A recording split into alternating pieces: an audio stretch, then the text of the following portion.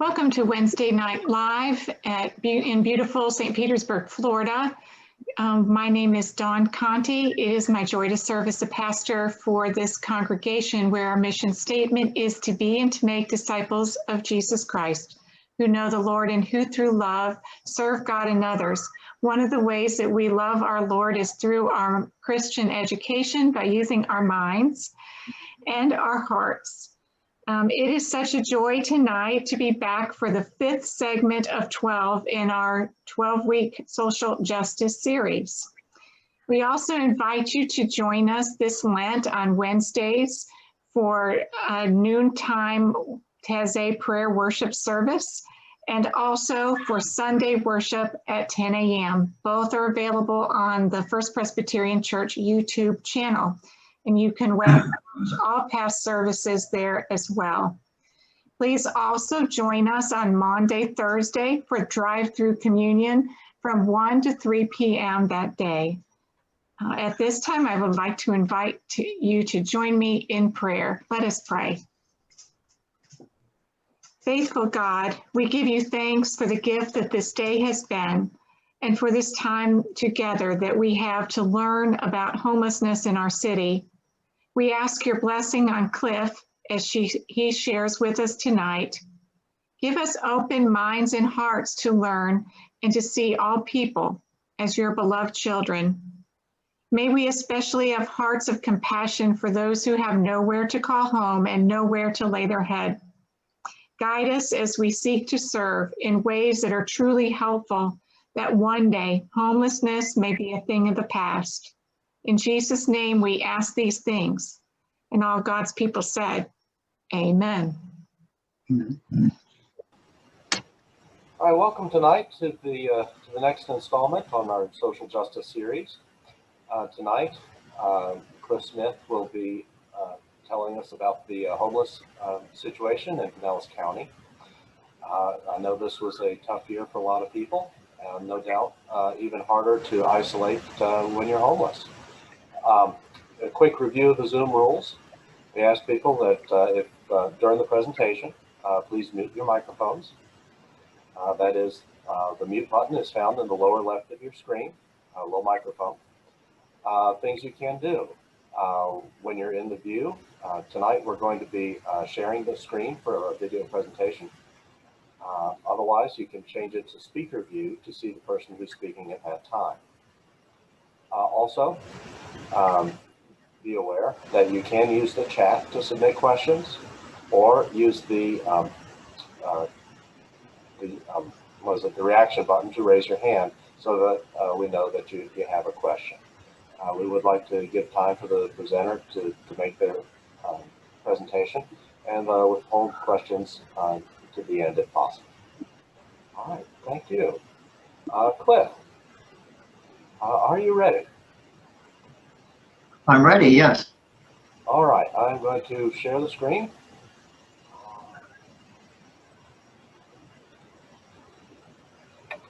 Okay, now Cliff, I've got the screen up. Can you all see that? I can see it. Okay, now if you just tell me, and I'll hit the slides on your cue. Okay. Welcome, everybody. Thank you for joining me tonight. I'm going to be talking about homelessness in our community, Pinellas County, as opposed to homelessness nationwide. What I'm planning to do tonight is to provide some information on what our local homeless population looks like, you know, what the numbers look like, where they're living, what caused them to become homeless, and then share with you the strategies that we're using to try to address these issues.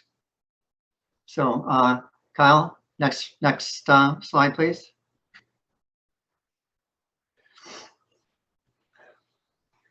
Every year we do what we call a homeless point in time count, where we go out into the streets, we go into the parks, we go to libraries, bus stops, into the woods, to count everywhere where we think homeless people are, to do a count of our total homeless population on that day.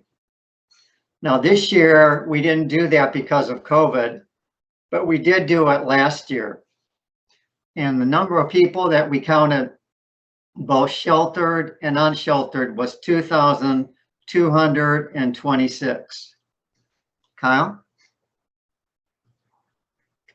Who are the homeless? 69% male, 31% female, 12% veterans, 25% chronic homeless. And by chronic homeless, we mean people that have been out on the street for a long time, either a year or longer, or 4 or more times in the past 3 years. 52% of our homeless have lived in Pinellas County for over 1 year prior to becoming homeless. Next slide.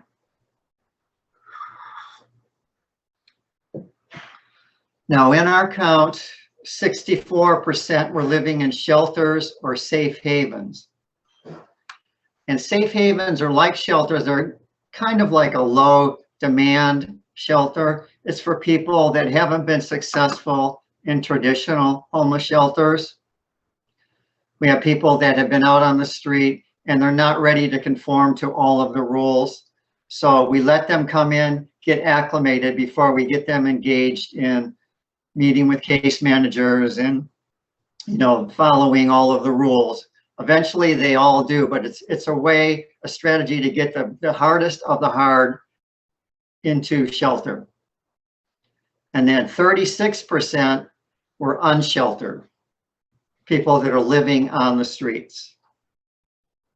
Next slide. Where do they live? 42% of our homeless live in St. Petersburg, 26% Clearwater, and Largo 10%. And you can see the top 3 account for the vast majority of the homeless population. Pinellas Park, 7%, the Laleman area, 7%, Tarpon Springs, 3%, and other areas, 5%. This is typical of anywhere in the country. If you go to San Francisco, Seattle, New York, Atlanta, primarily the homeless are in the downtown areas. And the reason for that primarily is because that's where the services are. So we have the same situation here. Next slide, please. Now, the top reasons that they reported for becoming homeless: loss of a job, lack of income, eviction or foreclosure. Now, to me, that relates to the first one. The reason they got evicted or foreclosed on their house is because they didn't have the income to pay their rent or mortgage payment. Another reason: physical illness, mental health, and substance abuse. Now, these aren't rated. I didn't put these down by, which ones are the most prevalent, although actually I did, excuse me. The answers there are, the most common one was loss of job, lack of income, eviction 2, illness 3, family breakup, domestic violence 4, and criminal history arrest. Now, I'll say on the illness and mental health and substance abuse, these are all self-reported. So a lot of people, there's a stigma with mental health issues and there's a stigma with having substance abuse issues. And a lot of people won't report it when in reality, they do have these issues.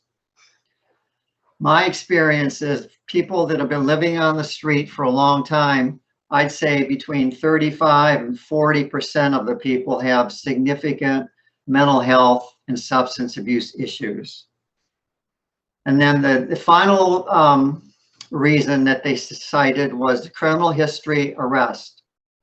And I have talked to many people in my time working with the homeless that did something stupid, got arrested, lost their job, lost their house, and they went from having a pretty good life to going to jail, coming out, and now when you come out, you have no place to live, You now have a criminal record. A lot of landlords now will not let you move into their apartment if you have a criminal record.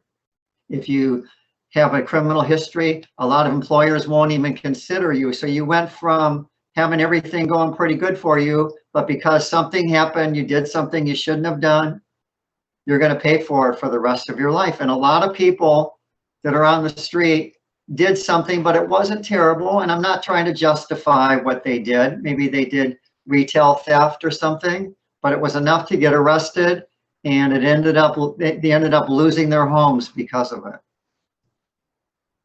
Next slide, please.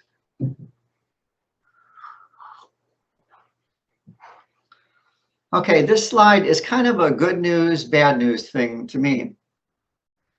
You can see we have the number of homeless that were counted from 2016 to 2020. That's 5 years, a span of 5 years. 2016, it was 2,777. 2017, 2,831. That was the highest number that we had in the past 5 years. 2018, 2,612. 2019, 2,425. And last year, it went down to 2,226. So you can see over the past 3 years, the numbers have been going down. And I attribute that to a couple of things. One is the strategies that we've been employing are effective, and it is making a big difference. And I think also prior to COVID, we were having a pretty strong economy, which was helping with unemployment.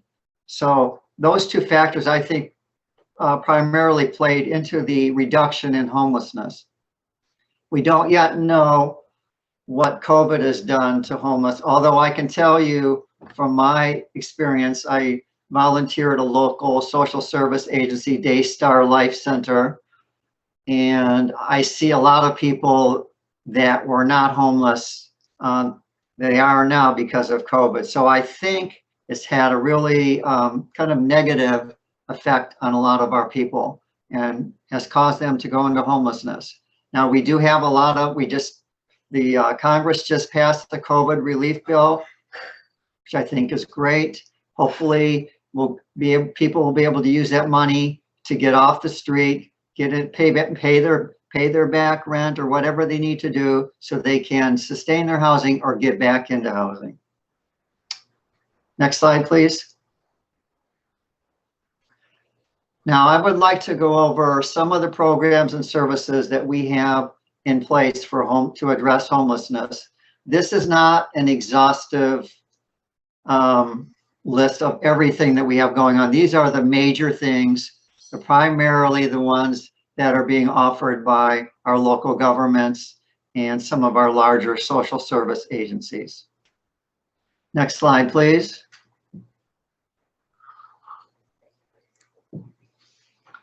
Okay, the goal, what we're trying to accomplish in addressing homelessness here is to make homelessness rare, brief, and non-recurring. What do we mean by that? By rare, obviously, we want to do everything we can to keep people from becoming homeless. Sometimes all somebody needs is getting their rent paid or getting a utility bill paid. If you don't have electricity and you don't have water, you cannot live in your apartment or your home. Your home will be declared unfit for human habitation if you don't have some of these things. People sometimes lose their housing just because of an overdue bill, or they've fallen behind on their rent. Once somebody becomes homeless, their problems multiply. Before, might have had trouble paying a bill or something. Now they have nowhere to live. They lose their job. It's hard to maintain a job when you're living outdoors, you're sleeping in your car, you have nowhere to bathe, you have nowhere to do your laundry. So the problems just multiply once you lose your housing. So whatever we can do to keep people housed, it pays big dividends, and it's way less expensive than to let somebody become homeless. work with them, we get them back into housing. Now we have to pay for rent. And typically rent is, you have to pay first, last, security. That's typically about $3,000 to $4,000. You have to pay utility bill deposits. If they had a past due bill, you have to clear up the past due bill. You have to pay, they don't have any dishes, they don't have any linens, they don't have anything. You've got to go start from, you got to start from scratch. So if you can keep them housed, it's much more cost effective and much more humane. By brief, obviously we mean we want to get them out of homelessness as quickly as we possibly can. And we want to make it non-recurring. And by that we mean we want to address the issues that cause them to become homeless. You know, do they need employment training? Do they need help with childcare? What is it that they need so that in the future we can avoid them becoming homeless again? Now, when I first started in this business years ago, basically we just managed homelessness. You know, we opened up big shelters. We let people come in at night, sleep that night, and then leave in the morning. There wasn't a whole lot of engagement with the case manager. It was just get them off the street for the night and then let them go out in the morning and then come back the next night. What we're trying to do now is to just make this their last incidence of homelessness. Next slide, please. We have our service delivery system is called the Continuum of Care. And the key components are a coordinated entry. And by that we mean one place to enter the system. Before people, when they wanted, for instance, it's a family and they need shelter, they would call, I would get a call from them and they'd say, I call the St. Pete Free Clinic Family Shelter, I call the Salvation Army, I called St. Vincent de Paul, I called Religious Community Services, I called the Homeless Emergency Project.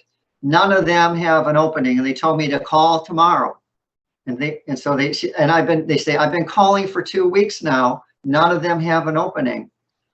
What we do now is once you enter the system, you're in. You don't have to call every shelter. Now you get, if you're in need of shelter, it's determined by your risk, your level of acuity. For example, a mom with kids who's lost her house, lost their housing, and they're sleeping outdoors, they go right to the top of the list. And we get them into shelter very quickly now. Before, we had people that were literally out on the street, living in their cars for months sometime, because the way shelters used to do it is they just had a waiting list. Okay, Cliff, you're number 10 on the list. Call us tomorrow, call us in a couple of days, we'll see where you are. A couple of days, I moved up to number 9, and then I moved up to number 7. Now it's determined by how serious, what is your situation? Families with kids, seniors that have that are very vulnerable, have compromised health systems. People like that are the quickest to get shelter. We try to do homeless prevention and diversion. We just talked about that. If we can prevent somebody from becoming homeless, that is the most cost-effective and humane thing that we can do. We do homeless street outreach, and I'm going to be talking about that in just a minute. We have street outreach teams in all of our communities now that go out and interact with the homeless and try to get them into the service system. We have emergency shelters and services. Emergency shelters now are really just a stopgap. We want to get them off the street where it's safe, but we don't want them in there for a long time. What we really want to do is get them back into their housing. We call it rapid rehousing. We want to get them into housing. Before, in the old system, if somebody would go into a shelter, they'd have to meet with a case manager, they'd have to do budgeting, and they'd have to do this, and they'd have to do that. And when they were determined ready for housing, then they could go into housing. Now, we put them into housing first, and we bring the help to them right away. but the key thing is getting them into housing. And then the other thing that we do is they maintain the contact with their case manager so that if they have issues, if they fall behind on something, the case manager is there to help them, to try to prevent them from becoming homeless again.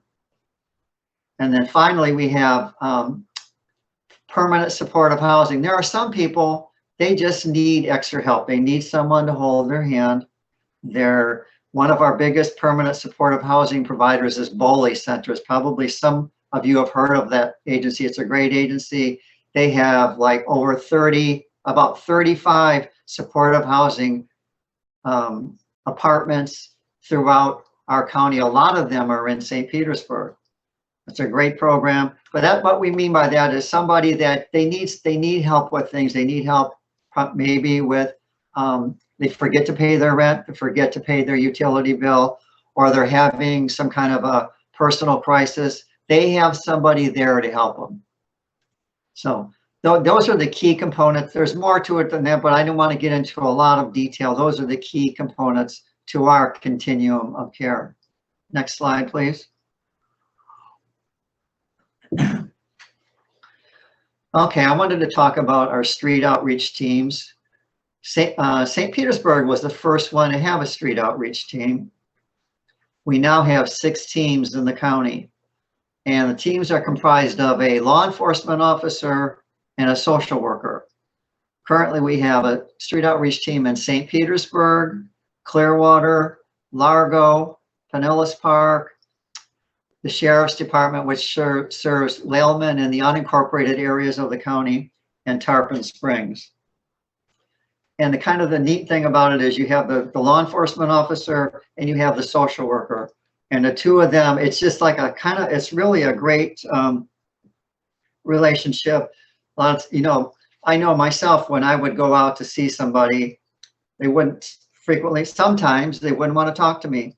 If I went out with a police officer and he said, I want you to talk to Mr. Smith here. He wants to help you. Yes, sir, officer. What can I do? I really want to talk to him. The difference of having a law enforcement officer, police officer there, it really gets their attention. And it's been a great model. We've been doing it for a number of years. This picture of the police officer is Officer Rich. That's how the homeless call him, Officer Rich. He just retired a few weeks ago. And we have somebody new, but he was our very first and the role model for all of the other 5 teams. Next slide, please.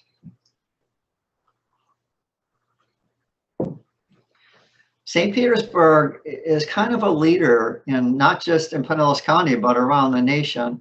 Our police chief, who is a visionary, in addition to our street outreach team, he established St. Petersburg Path, which stands for Police Assisting the Homeless. It's officers that are specially trained to work with the homeless. If the street outreach team is busy seeing somebody else and an incident involving a homeless person comes in, one of those 7 police officers is sent out to deal with it. This particular photo that you see was taken by a police officer, somebody in St. Petersburg. And the goal is, even if they're doing something, well, illegal, the goal is not, unless it's something really serious, the goal is not to arrest them. The goal is to get them help. And I'm going to talk a little bit about places that they take them to get that help. But they just instituted this about 6 months ago, and from what I can tell, it's been very successful. Next slide, please.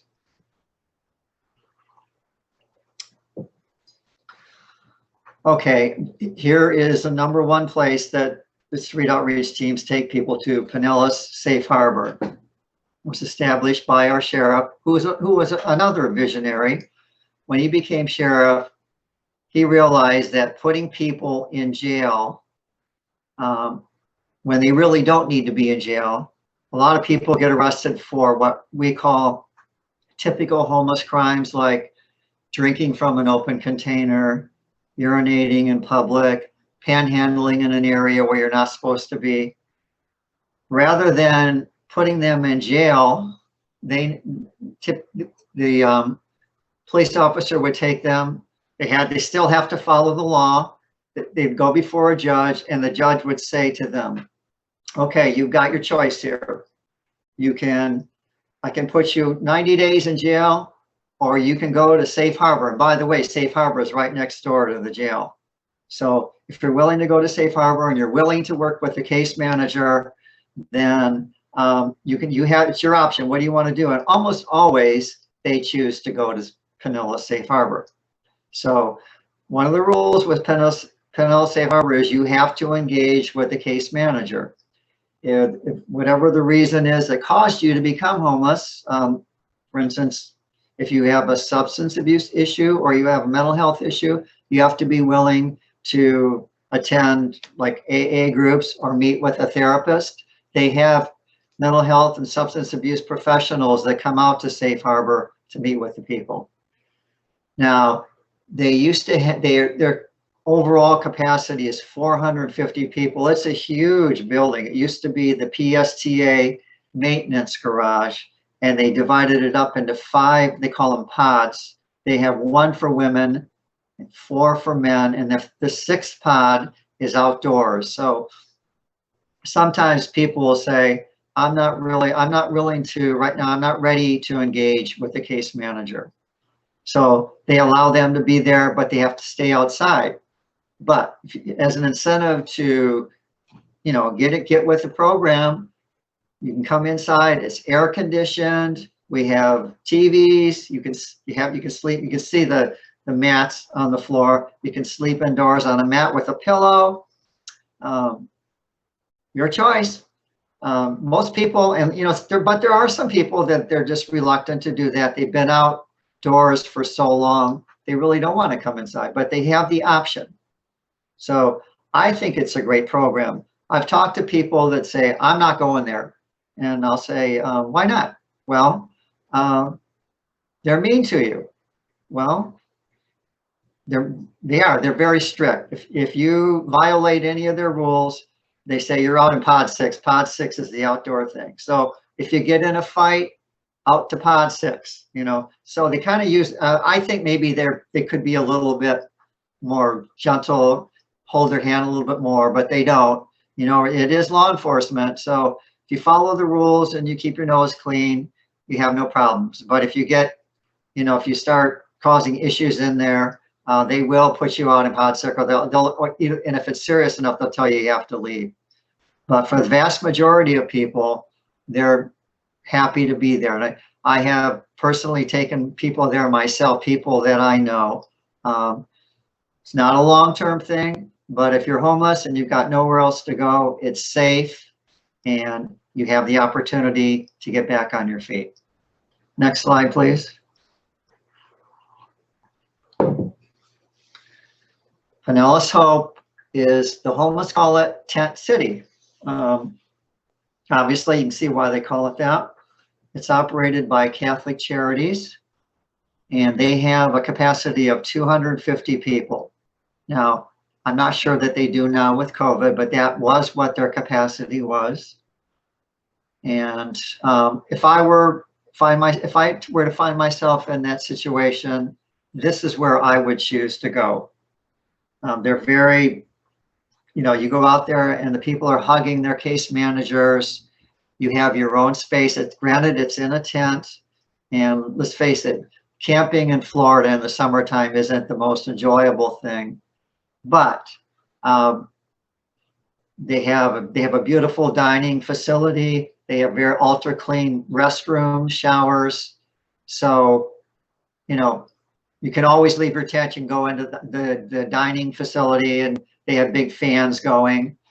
We have a team from our church actually that goes out there and prepares and serves meals at Pinellas Hope. So I'm sure, and I've heard them singing the praises of what they do there. Next slide, please.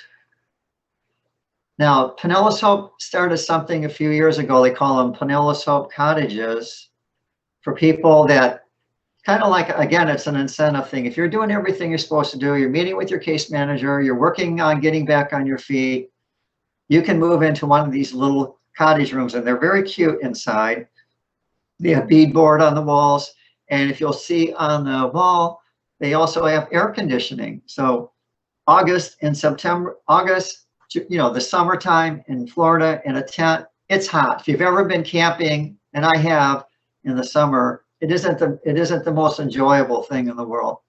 But in the cottages, you have your own space, you have air conditioning, and you can't see it, but there's also a little, everybody has a chest of drawers to keep their stuff.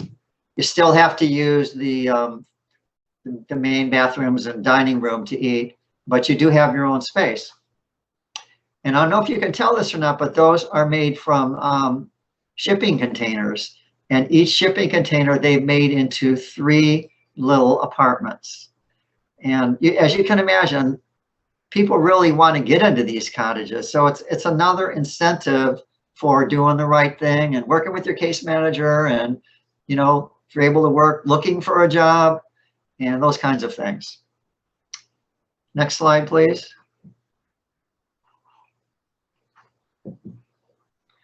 Pinellas Hope 2 is a transitional housing program for people that usually everybody comes first into the tent city part. You're in a tent, but from there you can go into your own little efficiency apartment, and they're very cute. And they have, I think they have, not mistaken, about 75 of these apartments. Very nice. And they're termed transitional housing, but I know people that have been there for years, actually. So it's a very nice, the whole campus is very well run, very humane, and we're just very fortunate to have Pinellas Hope in our community. Next slide, please. The county has a mobile medical van, and I worked on it. I supervised it for a number of years, and I used to drive it. And on the van, we have a doctor, a nurse, a social worker, and we have a team assistant. And we also have, on certain days, mental health therapists that meet us at the van. And the mobile medical van goes around to, basically they go around to the different homeless shelters and soup kitchens in the county to provide on-site medical care. And for the people that are living on the street, it's their medical home. It's the doctor is Dr. Mangara. He's been with them for a long time. They love him. He sees them. They know they have a regular schedule. For instance, they're at St. Vincent de Paul on a Monday and Salvation Army on a Friday. They know that if they saw him at St. Vincent de Paul on Monday, that he'll be back there again on Monday. If they need prescriptions, they have arrangements to get the prescriptions filled. If they need to see a specialist, they make the referral and pay for it.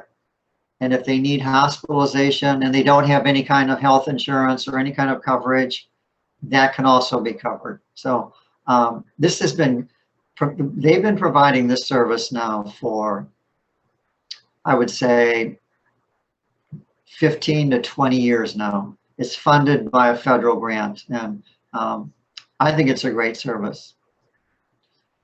Next slide, please. Okay. Our cold night shelter program, we've been providing, we have cold night shelters for whenever the temperature is predicted to fall to 40 degrees or below. And we've had this service. We were one of the first communities in Florida to actually offer it. We've been doing this for over 35 years now. We currently have 8 shelter locations. We have 3 in St. Petersburg. We have 3 in Clearwater, our 2 biggest cities. We have 1 in Pinellas Park and 1 in Tarpon Springs.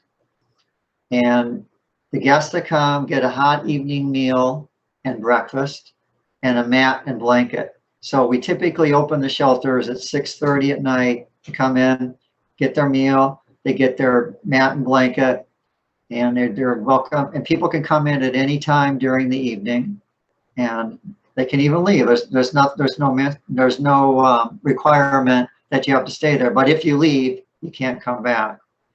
And it's going to be cold for the next night. Some of the shelters, like Northwest Presbyterian Church on 54th Avenue, they let them stay inside that day.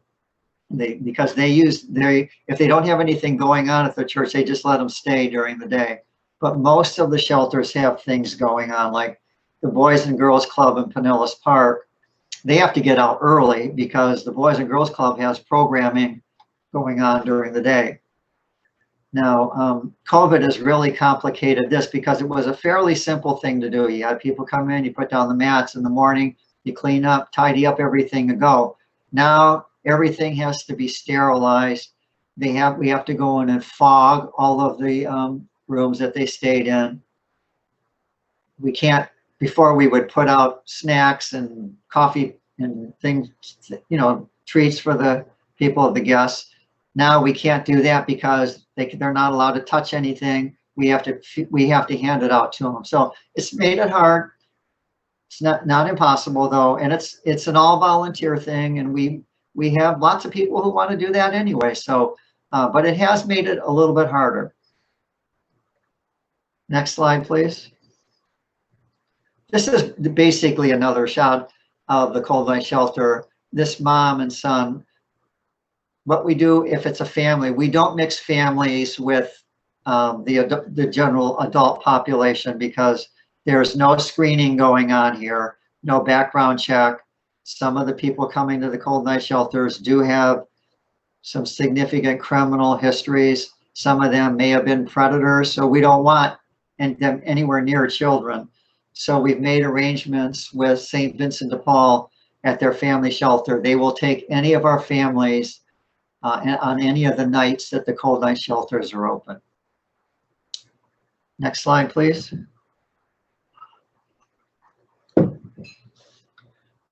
St. Vincent de Paul, probably most of you know where it is. It's on 5th Avenue and 15th Street, pretty much right across the street from the St. Anthony's Hospital.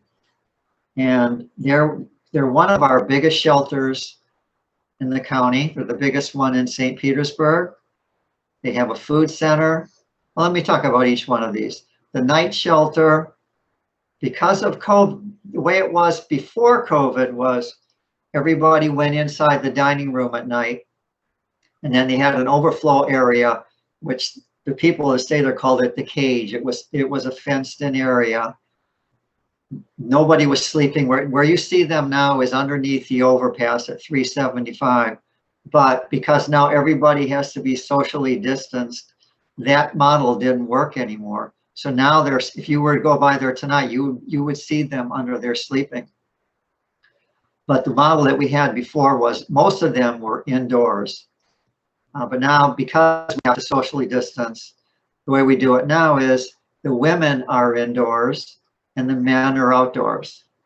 Now, I know it seems a little bit cruel, but they're safe from the rain.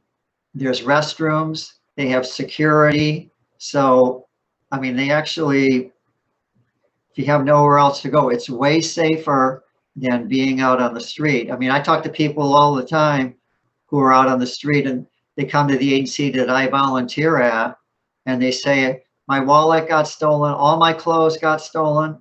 You know, crime on homeless is rampant, not just in our city, but everywhere. If you're at one of these shelters, you're safe. You know, there's cameras everywhere, there's security guards, you have restrooms. So not ideal, but at least you're safe, and hopefully it's just a temporary thing. They have a food center, and you see the picture of that. They used to do lunch, they used to do breakfast, lunch, and dinner. Now they're just doing lunch. And for a while there, they weren't doing any meals, but 2 weeks ago, they reinstituted the lunch meal, and they're with the goal of adding dinner, hopefully soon. And they have, you see on the bottom left, homeless storage pods. Anybody who wants one can have they're very large storage containers where you can keep your stuff in, and you have access to it 7 days a week. And that's why in St. Petersburg, you don't see a whole lot of people pushing shopping carts around with all their stuff, because they can keep it there and it's safe. And they've been doing that for a number of years. The city of St. Petersburg pays for this. In fact, the city of St. Pete pays for a lot of the services at St. Vincent de Paul because they serve a lot of our homeless population. And then they have housing for veterans and families. I'm going to talk about their veterans program in just a bit, but they have a separate shelter just for families. There's no mixing with the general population. You have to go through security to get in it. And, you know, they house a significant number of families there. This particular building used to be a hospital years ago, and it was repurposed to St. Vincent de Paul's shelter and soup kitchen. I think they do an amazing job. Next slide, please. Okay, services for veterans. SSVF, Supportive Services for Veterans Families. It's a federal program. It's an initiative to get homeless people off, homeless veterans off the street, and to prevent veterans from becoming homeless. And the agency that administers it for our county is St. Vincent de Paul. That was a slide that we just saw. And I think they do a really good job. And of course, we talked about the strategies that they use are the same as the others. Homeless prevention, try to prevent a veteran or a veteran's family from becoming homeless. If they need help with rent, get them the help right away so they don't lose their housing. If they happen to be homeless, get them housed right away and provide supportive case management. Now, when I was working for the city, I remember going to Booker Creek Park and I saw a guy there because I used to go around the different parks, and he was a veteran. So I called SSVF and the guy said, "Stay there, I'm on my way now." He came out, picked him up in his car, and took him out to Bay Pines he needed some medical care, and he got him into the domiciliary at Bay Pines for that night. It was as quick as that. He got him off the street that day. And I checked with him later on, and he already got him into his own apartment really quick. So first of all, we want to do everything we can. The veterans served our country. We want to serve them. It's a tragedy, in my opinion, that there are any veterans who are homeless. Unfortunately, you saw earlier in this presentation, 12% of our population are veterans. So we want to do everything we can to get them off the street and get them the support that they need. I also put what the Veterans Administration provides for veterans. They have a domiciliary residential program. It has 40 beds out at Bay Pines, and they get their meals and they have their own room. I think they might share a room with somebody else, but I mean, it's so nice. It's supposed to be a short-term thing. They can't get anybody to go. I mean, they have to make them go. They like it so much, and even though you offer them their own, no, I'm good. They like being around other veterans, you know. So, but anyway, we have that, and they have HUD VASH vouchers, and HUD VASH vouchers are, you know, what I used to call Section 8 vouchers. It's housing where your housing is paid for. It's paid for by the Veterans Administration, and they have a number of those to get people into their own apartment, and they can use the VASH voucher to help pay their rent. So, doing a lot for veterans, and we should be. Next slide, please. Services for families. Next slide, please. Kyle, next. Okay, thank you. So I wanted to just talk about emergency shelter for families. We basically have, the shelters are in South and St. Petersburg and Clearwater, basically. Again, our two biggest cities. The St. Petersburg Free Clinic Family Shelter. And I was just told recently, and I don't know if this is true or not, but they're planning on closing it. I don't know if they are, but currently they're one of our family shelters. The Salvation Army has a family shelter. I think they house 12 families. St. Vincent de Paul Family Shelter, and we just talked about what they do. And then Family Promise. And Family Promise is a faith-based program. It's really cool. I don't know where it started, but we got our own Family Promise program about 6 years ago.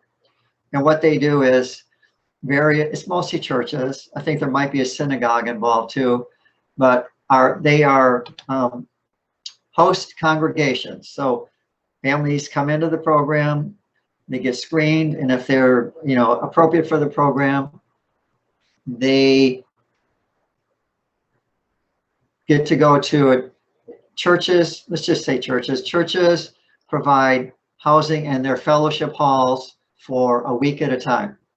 So at night, they come there, the church provides them with an evening meal and then breakfast in the morning. And then the family, if they have kids, well, they would have kids. If the kids, they take them back to the Family Promise office. And then from there, they go to school. And the parents work on, whatever they need to work on to get their own housing. So I think, in my opinion, it's a great way to show your faith. And I think it's a wonderful program. And I think, it's limited in scope. The most that they can do are 4 families, but that's 4 families that are off the street. And I'll tell you, the people that in the churches, they are so warm and generous, and a lot of them have found families jobs at their business. So it's a model that we adopted from other areas, but it's really, I'm glad we have it here in our community. And then we have in Clearwater, we have the Homeless Empowerment Program, which is they have housing for veterans, they have permanent housing, they have emergency shelter, great program. And then RCS, Grace House Religious Community Services, another family shelter. Next slide, please. We have in our community a family services initiative that is funded by the Juvenile Welfare Board. And last year, they provided $5.5 million to serve homeless families. And their partners include 211 Tampa Bay Cares, Gulf Coast Jewish Family and Community Services, and PEMS, Personal Enrichment Through Mental Health Services. They all work together to serve the families. Again, it's the same model. They use the same model that we all do: prevention, diversion, emergency shelter, rapid rehousing, and case management. And the key to all of this is case management, because if you just provide the housing, it's not long-term, it's not long-lasting. There's usually a reason people became homeless. Maybe this time because of COVID, it's a little bit different, but usually there's some other issues going on. So to have a case manager there, and then when you go into your own place and you have someone, if you're having problems, that you can call to help you, that's kind of, to me, that's kind of the key thing to all of these services. And by the way, what did I want to say here?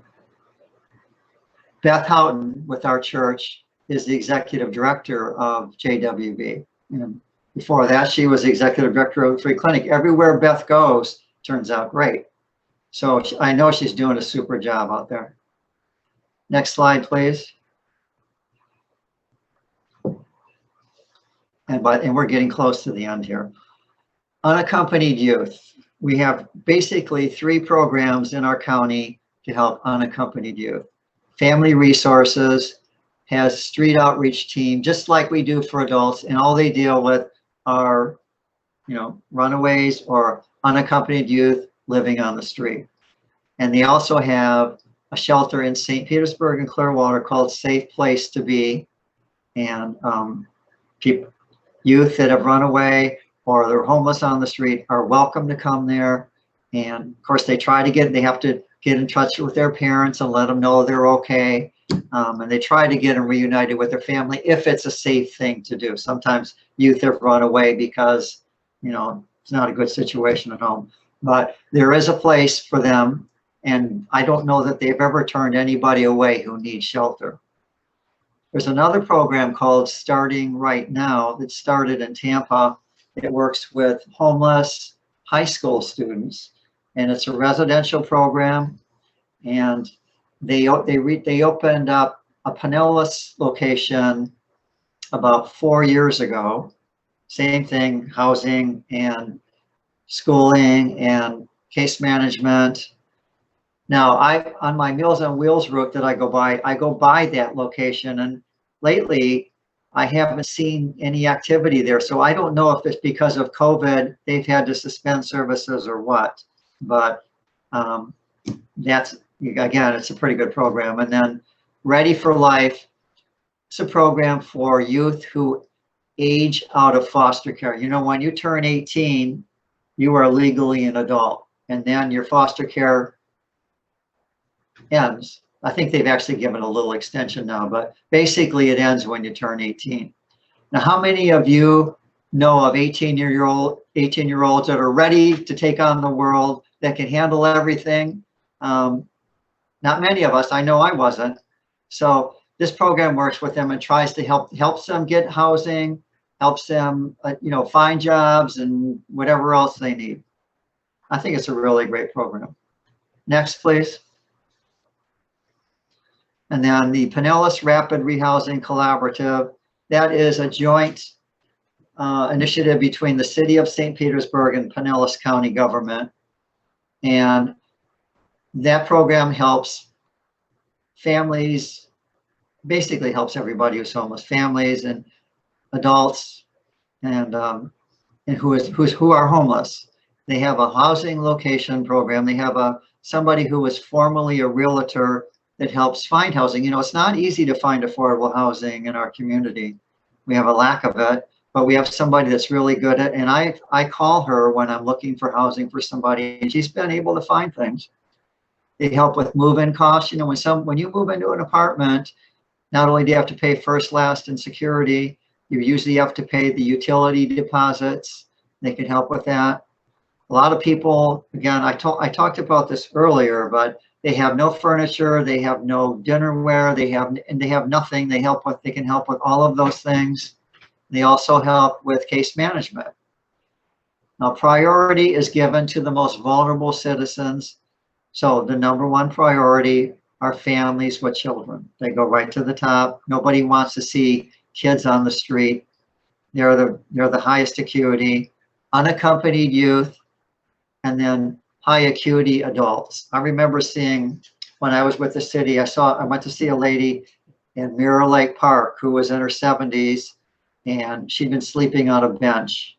And I called this program, and they came out to see her that day, and within a week they had her in her own apartment. So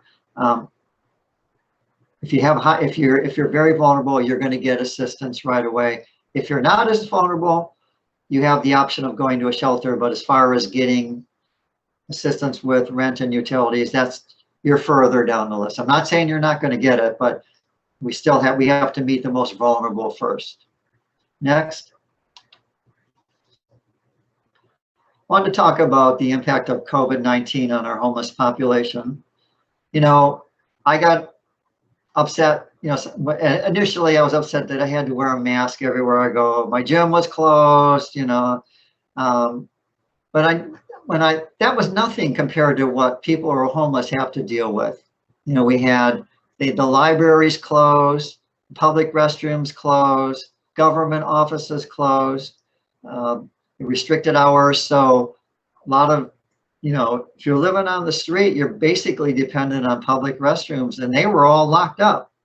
So riding the bus, you know, right now you can ride the public PSTA bus for free, but, you know, the buses are running at half capacity, and I've seen people standing at a bus stop, and the bus comes up as the driver tells them, sorry, we're full. So they just have to wait until the next bus comes along.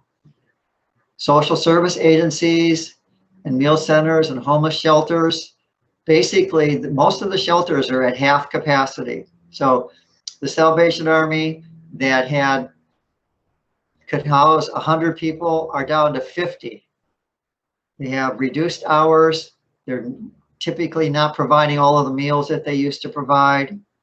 And I've heard, and I believe this, that COVID-19 has impacted all of us, but it's impacted people living in poverty more than anybody else. And the homeless are, right there with, you name it, they have a need and they have issues. So it's been very hard on our homeless population.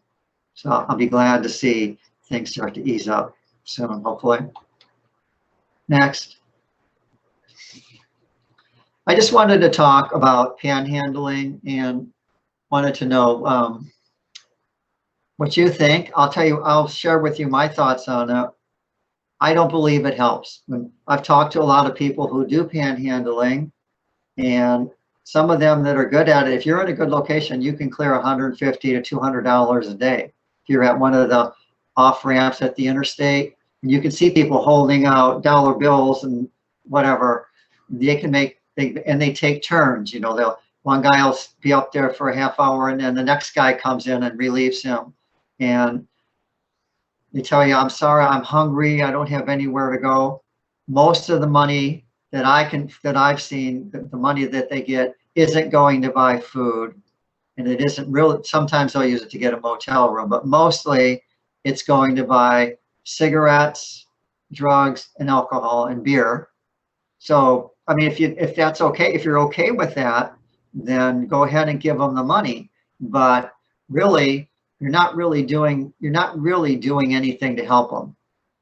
My recommendation would be, instead of doing that, make a donation to one of our helping agencies. The Free Clinic, Daystar, Salvation Army. I'm not going to name all of them, but they're the ones that are actually helping people get off the streets. So that's my 2 cents on that. Next slide, please. Power of change. This is something that was instituted during my time with the city.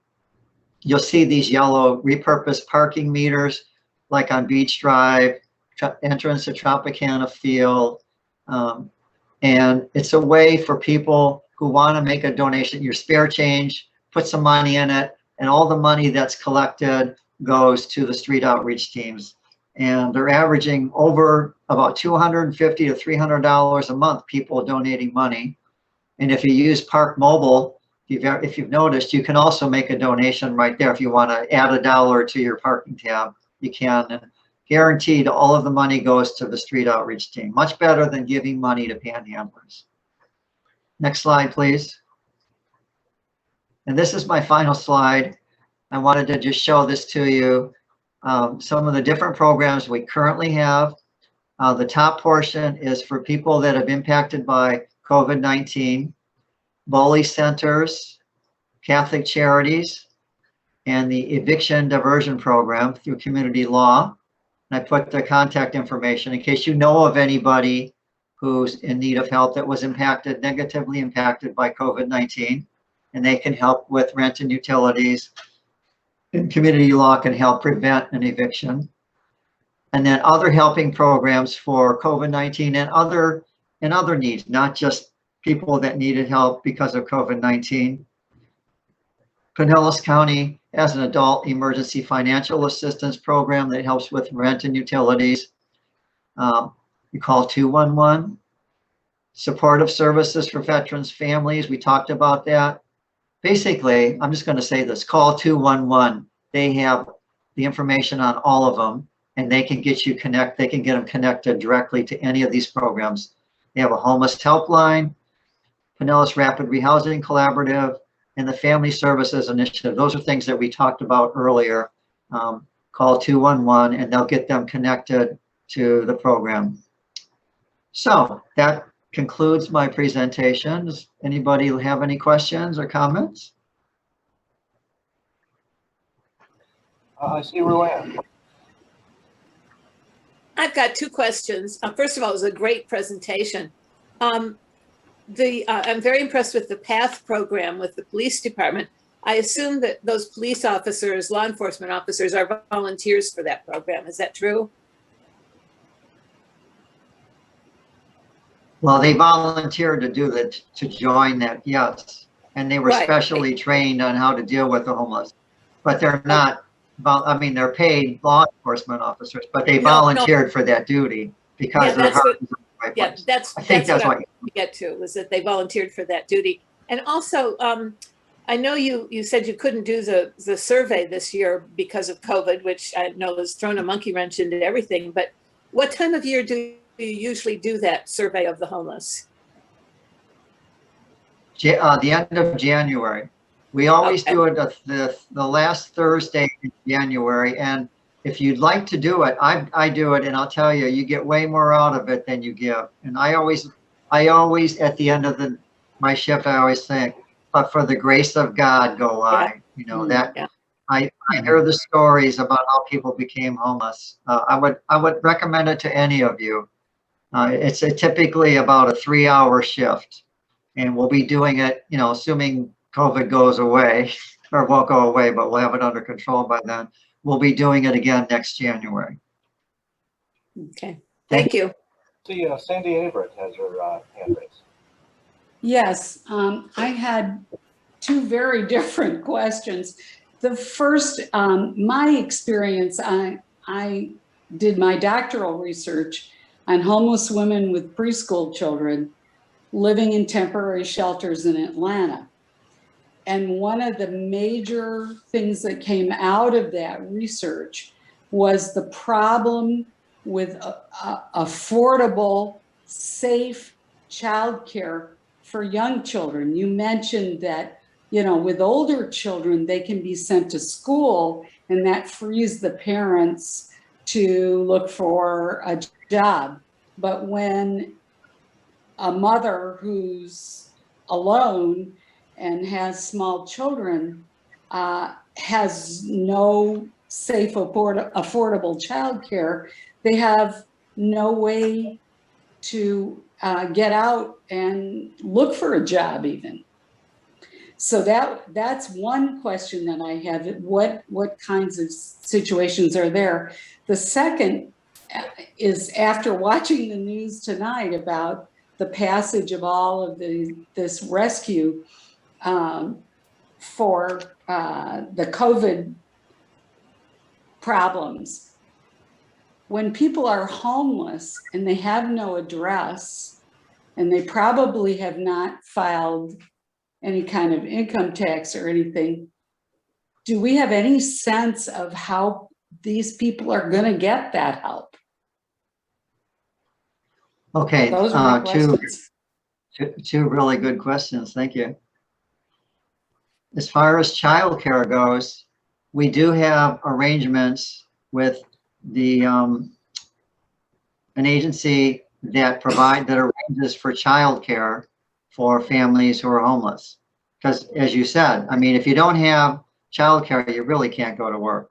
So we do that as a service that's provided to families and without cost. The other thing is people, you know, to get the next round of COVID relief money, you do have to file taxes. There's no exception on that. People can do it. You can either, the agency that I volunteer at, we have people, they have income tax people that come in on the weekends. And by the way, it's called Daystar Life Center, where I volunteer. And they come in on weekends and they help anybody that needs help with taxes. And I also, when I'm there, because it's quick, if you don't have any income, I mean, you can do the taxes in, you know, no time at all. And we have access to a computer, and you can file them online. You can do it right. You know, if they have access to a computer, they can file it themselves. If they need help, there's a lot, but there's agencies that will help them with it, but there is no way around it. You do have to file a tax return this time to get your stimulus or your COVID relief money. Thank you for asking that. Thank you. Jane Egbert. Cliff, I'd like to thank you for a most comprehensive and informative presentation. I expected nothing less, and it was, of course, very good. And I've worked with Cliff along the way, and I don't know that I know of a more dedicated, both professional and personal person to these issues. He has given years and years of service, both through government and personally. A lot of late night shelters in order to serve the homeless. So thank you once again, Cliff. Thank you, Jane. I would like to ask, though, if you would take a couple of minutes and talk about the coordination of services.